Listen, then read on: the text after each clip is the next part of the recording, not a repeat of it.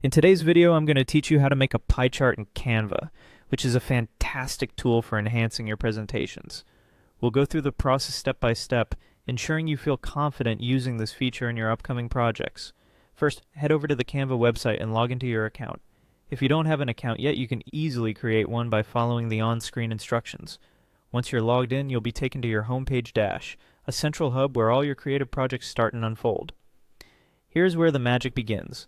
Let's get started by creating the canvas for our presentation. From the main dashboard, pause for a moment to locate the search bar positioned at the top of the interface. From this location, hover just below the bar until you spot the presentation template option.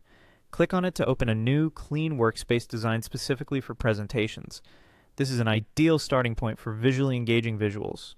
With your presentation canvas now prepared, move your focus to the left side of the screen. This is where you'll see a menu bar with several options to explore. One of these options is Apps, which is a treasure trove of features Canva offers. Click on Apps to see an expanded menu. As we continue, we'll dive into creating our pie chart. Within the same left-hand menu, after clicking on Apps, hover down until you see Charts. Click on Charts, and you'll find yourself presented with a rich selection of graph types.